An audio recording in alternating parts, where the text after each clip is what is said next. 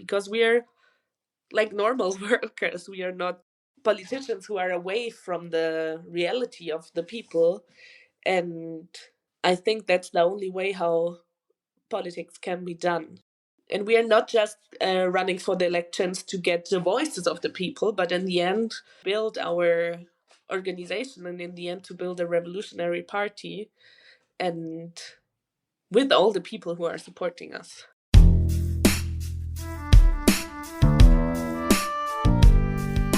Welcome to All That's Left, a podcast from Left Voice. My name is Oden. On Sunday, February 23rd, Germany is holding national elections. These are snap elections called back in November when Chancellor Olaf Scholz's coalition government collapsed. On today's episode, I'm interviewing Leonie Lieb, a socialist candidate for the Revolutionary Internationalist Organization, or RIO. Leonie is a midwife who led a years-long struggle to save the delivery ward where she works in Munich, and she is running for a seat in the Bundestag, or federal parliament. This was a super interesting conversation. I learned a lot. Leonie tells me about the right-wing shift happening right now in Germany, including by the Social Democrats, also known as the SPD, the Green Party, and the Christian Democratic Union, or CDU. She explains why, in this context, the far-right party AfD, Alternative for Germany, has become so popular. We also discuss Die Linke, the left party, and how it focuses on a failed strategy of defeating the right in elections rather than through class struggle. And ultimately, Die Linke doesn't pose a threat to the capitalist imperialist status quo in Germany. Most importantly, Leonie explains how RIO is providing an example of an independent socialist political alternative to the bourgeois parties. So what are they putting forward? RIO's main slogan is "For a world without borders, war, and exploitation." Among other policies, they're, for example, calling for a total stop to German arms shipments and no more money or resources to the military. They are calling for a right of return for all Palestinian refugees. They're calling for expropriation without compensation of all corporations that carry out mass layoffs and factory closures. And these socialist candidates are using their electoral campaign to support strikes, demonstrations, and other working class methods. As Leonie explains today, they're fighting to promote the independent self-organization of the working class, not to reform the system from within. Building a socialist alternative is the way to fight the growing far right, whether in Germany, Europe, in the United States, or elsewhere. And it's the only way to win victory for the working class. If you speak German, you should definitely check out klassegegenklasse.org, which is RIO's publication, and also Left Voice's sister publication. I'll link to this in the show notes, and I'll also link the group's social media accounts so you can follow them, follow their campaign. If you want to support Left Voice, we are super happy for you to do so. You can go to patreon.com/leftvoice. Follow us on social media where we use the handle left_voice. Here's my conversation with Leonie. Leonie, welcome to the podcast. Thank you for inviting me to your podcast. I'm Leonie, one of your comrades from Germany. I'm organized in the German group Klasse gegen Klasse, or the group is called RIO. In our paper, it's called Klasse gegen Klasse. And I'm a midwife. I work in the hospital. And I'm the candidate from our group in Munich, and we run for the elections. Yeah, I'm really excited to hear about your campaign and your policies and things like that. But I want to first ask you briefly about the kind of unique circumstances of the elections. So the national elections were actually supposed to be scheduled, from my understanding, later this year, kind of in September, but they were moved forward to Sunday, February 23rd, because the governing coalition led by Olaf Scholz collapsed in November. Can you tell me about these circumstances? So why did this happen? So, as you said, the government collapsed, and before the self-proclaimed progressive coalition between the Social Democrats, it's called SPD in Germany, and the Green Party and the Liberals, they collapsed in November. So, in December, early elections had to be called, and it happened that the liberals left the coalition after a fight about how to pay for the rearmament of the German military. But I think even before that, the governing coalition was really unpopular. And one poll even said that 0% of the German population wanted the coalition to continue. Wow. Yeah. So the crisis was there before. One thing is clear, that the government, it started like as a progressive coalition, but in the moment when the war in Ukraine started, they threw all of their progressive agenda like out of the window, and they started the biggest rearmament in Germany since the end of the Second World War. And yeah, wanted to finance it on the shoulders of the working class and the youth. And we had this, it's called Sondervermögen. I don't know the English word, that the government decided to put 100 billion euros in the rearmament. And especially the Green Party went into the most war hungry party of all. And because of this, or in addition to this, there has been a big economic crisis in Germany, and even big corporations like from the auto industry of the cars, like Volkswagen, they announced that they want to cut a lot, tens of thousands of jobs. And the answer of this government, of this coalition, and of the conservative opposition was to just more precarization, because the 100 billions of euros they put in the war, they are cutted in the health sector, social sector, and in the end of the worker's life. And that's what the people feel. And I think that it made a big like polarization of society in the end. Yeah. Yeah, that makes sense. I mean, you mentioned a crisis, and so I want to kind of zoom out a little bit and look at the broader situation, which is that Germany has experienced a big political shift to the right. So, for example, one party that we'll definitely talk about today is the Alternative for Germany, the AfD party, which is a far right party, has quite high support. So, I was checking right before we started our call, and I think their support is around 20%. They've also won some local elections in Germany. Of course, we've heard about them recently a lot in the United States because you might have heard of this cool guy, Elon Musk, has supported AfD, JD Vance, the vice president of the United States. But at the same time, the situation of the far right shift isn't unique to Germany, right? So we saw, the same rightward shift in many other countries in Europe. For example, in the EU parliamentary Mm. elections last year. So I want to ask you why this rightward shift is happening. And even more specifically, can you tell me why the AfD is becoming so popular? Yeah, it's I agree in what you say, and I think that the rising of the AfD is directly linked to the politics of the other parties in the parliament and in the government, also to the politics of the left party, Die Linke, but also to the conservative Christian party. It's called CDU. I will explain this later a bit more, but what we see, what you said, is that in the east of Germany, we see that many workers are too voting for the AfD.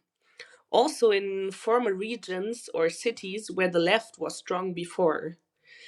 And I think that's why I want to make the link to the left party, because historically the left party played a big role in the bourgeois restoration of the former socialist state. So they were also the people who were letting Western capitalist companies take over big parts of the economy and letting others bleed out. But I think it's not just economic reasons, because what we see is the racist politic by the Green parties and also the Social Democrats in the government. but also from Die Linke in regional governments, where all of them support deportations, for example. What was happening that the left and the center parties pushed to the right because they were making the abolishment of the asylum seekers laws a position of the majority. For example, last week we had a big event on the television, what we always have before of the elections. The candidates of the big parties, they are talking about their program and what they want to do. And we saw the candidate Olaf Scholz from the SPD and the one Merz from the CDU. Both of them fighted together, literally, who is better in deportation. So it's the majority position of social democrats to talk about migration, just in the direction of, okay, our answer to migration is to push the deportations more. And I think one of the problems that we have is that this racism is not really attacked by the unions and also not by the left party. And I think that's one of the reasons why the extreme right has a growing influence in the working class. And what they say, the extreme right, the AfD, and also CDU, they say that the state is taking away the freedom of expression, is taking too much taxes, and that's why the workers or a lot of people from the working class switch to the right because they don't see a left perspective of the unions to go against this. I want to tell what we experienced last week. We had a strike last week, some days ago, from the workers of the public service. It's a big strike at the moment in Munich and in all of Germany, where all the workers from the public servants go to the street to have better wages, to have more free time. And we had a attack on this strike. So I was there with my comrades, with my colleagues. In our demonstration, a car was driving inside and hurting our colleagues, and it happened that a woman and her child were dying. It was really horrible for us. And at the same time, one comrade of me said, and I think he said in very well words, the blood on the streets wasn't already dried. And what happened is that the politicians, also the politicians of the social democrats like Olaf Scholz, they were taking this moment and starting to do a racist speech. The first thing they said is, we have to put this man outside of Germany. We have to do deportation. We have to do stronger deportation. And this is one of the best examples for me. Yeah, how the racist speech is really, really rising. And I think in this situation, what we need is strong unions who do mobilization so the people don't get afraid. Because what is happening now is that the unions are doing one step back, the leading of the unions. They canceled the strike, they canceled the event, they are mourning. But I think I was there in this place when this happened, and what I thought is in this moment, okay, we cannot let the people go now. The people were really shocked, all of the workers, because it was one of us who was dying. And what was happening is that the union put like a big break in this dynamic. And I think it's wrong because it makes the people more isolated, more afraid. Yeah, that's an example from what I mean. We don't have that strong answers from the left parties, from the union, who work against this. And that's what we have to fight for. To stay on this example, yesterday, hundreds of people defended this place where the woman and the child died against the right, because there were people coming from the extreme right, from the AfD, to go to this place and mourn about the people and link it with, okay, he was a migrant and we have to be stronger in deportation. And hundreds of people defended this place. I think it's really strong. And we need to push something like this as union members because that's the kind of union we want. Yeah, for me, it was a strong sign that people go to the street for this. And what we also had last week in Munich, it's the Sicherheitskonferenz. It's Security conference? yeah, and it's like a conference with the people from the maybe most imperialist countries of the world who are discussing about war, not security, in my opinion. And as you mentioned, there was also this man, G.D. Vance. Yeah, and he held a speech which was open to the right wing politics in Germany. For me, this was a really good sign that we see that these people, who are interested in the war, who are interested in the rising of the imperialism, they are connected, and it means that we have to connect too. So for me, it's a good moment to talk to you, to show our international perspective, because like they connect, we have to connect too to help something against this movement. I think that that is such an important point about internationalism at the end, and I was especially thinking about, how similar the situation is. I mean, not to constantly bring up the United States over and over again, but hearing you say, Olaf Scholz and Friedrich Merz basically trying to compete about who can be the most right wing, who can be the most anti immigrant. I mean, we saw the same thing between Democrats and Republicans Mm. during the election as well, that they were basically just competing about, like, oh, who's deporting the most, who's being the most right wing, who's being the most imperialist, who's being the most racist. And I think it also shows beyond kind of the parallels. I want to go back to the point you made about how this is what opens space to the right, is all of these, the bourgeois parties, but even the so-called kind of leftist parties, by moving to the center, even by moving to the right, that is what's opening up politics, that's what opening up everything to this right-wing agenda, to this anti-immigrant agenda.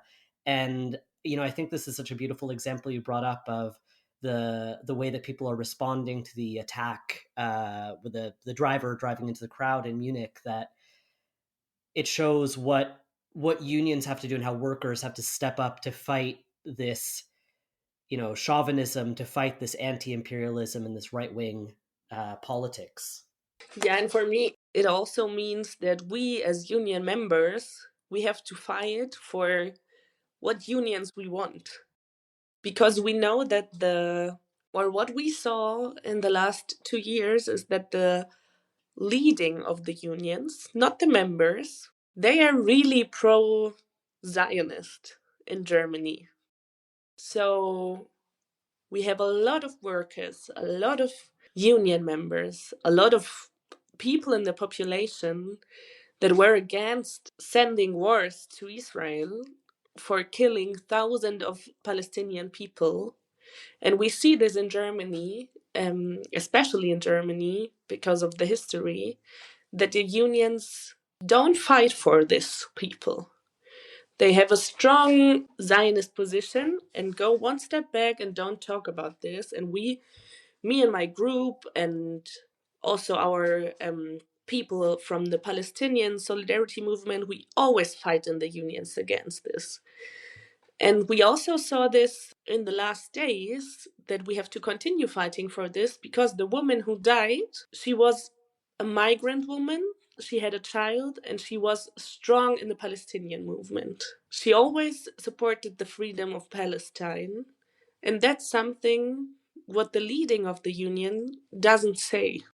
They ignore this. And I think it's so important, because our people who are fighting for a free Palestine, went to this demonstration yesterday and protected the place, because we don't want to go right people to go there, and we want to show that she's one of us. She was in solidarity with Palestine and was strong in this, and the union is not talking about this. Yeah, so we've spoken a little bit about the AFD, and looking at the polls, though, it appears that basically, or rather, kind of obviously, this election is between basically the SPD and the Greens, which the main candidate is Olaf Scholz, Hmm. and the CDU, who I should have mentioned earlier for non German listeners, CDU is the party that was headed by Angela Merkel for many years. What are these two parties, or of course the SPD Green coalition and the CDU, proposing? And in particular, I'd love to hear more about the CDU candidate, Merz, who seems to be in the lead and I guess is the favorite for winning Sunday's election. Yeah, all of these parties are proposing more rearmament, more weapons, and they are very pro Zionist and support the genocide in Palestine. And of course, in the electoral campaign, SPD and Greens, they pretend to take care of poor and working class families. They are proposing with a higher minimum wage, things like that. But in the last few years of government, they subordinated their social program under the need to pay for weapons, to pay for tanks, to pay for rockets. And for me, it's important to not forget this in the electoral campaign. And the CDU under Friedrich Merz is at the moment opening up more and more towards the extreme right from AfD. And a couple of weeks ago, they collaborated in the parliament on a very racist resolution to effectively abolish the right to asylum. And Merz is the candidate who wants to implement a really strong, a really harsh anti migration regime. Not only that, he wants frontal attacks on workers' rights, on queer rights. He's totally against the legalization of abortion. There are many young women who are against Merz. So he's like the biggest anti feminist you can imagine. And he wants to support big corporations even more. I think we have to see clear that his proposal out of the economic crisis we have is to make everybody work harder and work longer. So for me, he's not at all a candidate who can solve the problems that we have. Not at all. And we need to see that he's really the candidate who's opened to work together with the extreme right. And he did this, and also it caused a big movement in Germany in the last weeks, and thousands of people went to the street to protest against this thing. But here, I think we come later to this point in the interview, because what was happening in this movement, and I really support the movement, I think it's good that people go to the street and put this limit. But what's happening now is that the Green Party and the Social Democrats and even the Linke are gaining support, out of this movement. And for me, it's like a lie a bit, because I said before that he can't solve our problems, Friedrich Merz. And in my opinion, no politician can solve our problems. It's just we. Yeah, I want to talk about another notable party, which is Die Linke, sometimes called the Left Party. And it's often seen as kind of the main leftist opposition. And I can say that anecdotally, here in the United States, when we hear about kind of the leftist opposition in Germany, Die Linke is like the only party that people discuss. And the some of the bigger kind of leftist sectors represented by, for example, like Jacobin magazine and the Mm. Democratic Socialists of America are very pro Die Linke. I was actually reading a Jacobin magazine article earlier that was all about, how great it is that Die Linke is seeing a resurgence and this is very encouraging and things like that. And kind of like you said earlier, Die Linke is getting some enthusiasm and they are rising in the polls. Can you talk a little bit about why it's an illusion to see Die Linke as the main leftist and the most positive leftist opposition? And, can you talk a little bit about Die Linke at this political moment? Yeah, I think it's really important to talk about this because, like you said, Die Linke has a big dynamic at the moment. We can see it in the polls, and we can also see it in real life. When I talk with the people around me, for example, everybody's like more open to vote Die Linke now. For example, Ines and me in Germany, we have TikTok's accounts, and everybody is like so, woo, I don't know the word. Yeah, excited about Die Yeah, Linke. so excited about Yeah. Linke. There's one candidate of them, she's called Heidi Reicheneck, and it's really a big topic for us now, also for us as revolutionaries who are going to the elections to talk about this topic. Yeah, but I think we have to see the context, because after all the bourgeois parties move to the right, I think Die Linke is trying to fill the spot of the Social Democrats, but with an economic minimal program calling for lower rents, for example, cheaper food, prices, and taxing billionaires. And for me, the rising of Die Linke shows what reactionary situation we are, because we see all the parties moving to the right and there's like a vacuum which can be filled by Die Linke, but it's not because their program is moving to the left or has more answers than it had before. And so it seems like they are the only force to not shift to the right. And they are still claiming that they are anti fascist. But what they say too, their anti fascism is only centered around the parliament. Like voting for them would give the AfD less money. And this is how they call young leftists to vote for them. And they say anti-fascism means social welfare state. This is their logic, to beat the right in the parliament. And I think this is the question we have to focus on. Can we beat the right in the parliament? The right movement? And I don't think so, because in the past 15, 20 years, the Linke were part of over a dozen government coalitions on the state level, and they supported deportations, privatizations, etc. And I think that shows that they have adapted to the capitalistic state. And for me, there's no reason to believe that Die Linke would behave differently if they came into the government this time. Because it's not just a thing of the past. Only a few months ago, they voted a conservative led government into the office in Sachsen and Thüringen. Two regions in Germany, Yeah. right? Yeah. And I think they will do anything to save the democracy, even if it means shifting to the right more.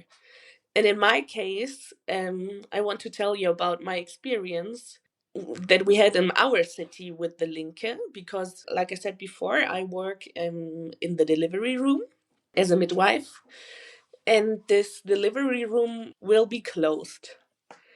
And I work in the public sector, so it's a public hospital in Munich. And it was like 2 years ago where the bosses of the hospital, they said us they want to close our delivery room. And me and my colleagues, we went into resistance. Our team from our ward, we fighted a lot in the last 2 years for not closing this delivery room, because it's in a very migrant part of the city. It's a very good delivery room. We are known in all of the city to support, really to support the women, to support the family, to support natural birth. Yeah, so we went on demonstrations, we went into talks with politicians. And there was always the party of Die Linke who supported us. And I was always the most critical colleague, of course. And in the end, I was in the court of the city, and there was this politician of the Die Linke, and he raised his hand to close our delivery room. So, on a small level, for me, that shows we cannot trust these parties. I trust my colleagues. I trust the colleagues from the hospital. But I will never trust this party because for me, they lied to the workers, and not just to the workers, but also to the patients. This is the party who says in the program we are for better health system. And for me, this is really a good example why we cannot trust in these parties out of my own experience. They didn't prove us that they are on the side of the workers and of the families too. Yeah, totally. I think that's a really, really powerful story, and they're still kind of focused on like upholding capitalism. Like they're Mm-hmm. not, you can't trust them to try to like dismantle the system. What they will do instead is offer these sort of, like you were saying, minimal economic programs and these kind of smaller policies, and are still invested in upholding the system as it is. Yeah, for me, it often seems like they are using the fights of the street for their position in the parliament, and what we as socialist candidates, we want the opposite. So we want to use the parliament to get the real fights on the streets, in the universities, in the work of the people, to get this stronger. And for me, this is the main difference, because the left party is still in the strategy how to change the society. It's still so attached to this logic. It has to be in the parliament, and it has to be, yeah, what turns out, it's adapted to capitalism, what I said. I know that there are a lot of good and like willing young people who are joining the left now. I'm not talking against these people from the base because they really want to change something. But for me, the leading of the Linke is not taking these people serious, because what they can offer to these thousands of people who are members of the party now when the election is over, they don't push in this logic. They don't push the own power of the young people, of the workers, to get organized, to do something, to really fight against the capitalism. But it's all like getting into the institutions of the Linke and getting in a more bureaucratic way. And they don't have a good offer how the people can continue after the votes. And for me, that's like, yeah, using the people a bit. Yeah, I think this last part you're talking about is especially a good explanation of why you're running as part of Rio rather than as part of, for example, Die Linke or SPD or something like that, and a really good explanation of why socialists should run independent of bourgeois parties. Mhm. So this brings me to, I think, my last question, which is that I'd love to hear more about Rio. In particular, what are your main slogans, for example, and what are the politics that you are putting forward? Our first slogan is we want to beat the AfD. We are for no borders. Our second is no money, no cent, no human being for the war. We are against the genocide of in Gaza, and we are for the full right for abortions. And I think these slogans are really strong. I remember last week I was in Berlin with the other two candidates from our campaign, Ines and Franziska, and we were in a interview with other candidates from all the parties, and there was one man from the AfD. He was on the same podium as we are, and as the candidates proposed themselves, Ines was the first one talking, and she said, "I'm Ines, I'm candidate, and I do this to beat the AfD," and it was so strong in this moment. Hell yeah. That's awesome. Yeah, so yeah, as I'm talking about her, Ines Haider, she's a comrade. She's in Berlin. Yeah, we as Rio, we have two candidates in districts, me in Munich and Ines in Berlin. But yeah, at the same time, we proposed a common electoral platform to other socialist organizations. And we have partnered with the RSO. It's the Revolutionary Socialist organization, and they have a candidate in another district in Berlin. It's Franziska Thomas. She and Ines, they are social workers, and me, I'm a midwife. We propose a clear, independent working class program against the extreme right, the rightward shift of the establishment parties, and we are against the genocide in Gaza, against the rearmament of the German military, and against budget cuts. We demand full legislation of abortion, and we call for a clear anti racist program to open the borders. And with our candidates, what we want to promote is the self organization of the working class. It came through in what I said before about Die Linke.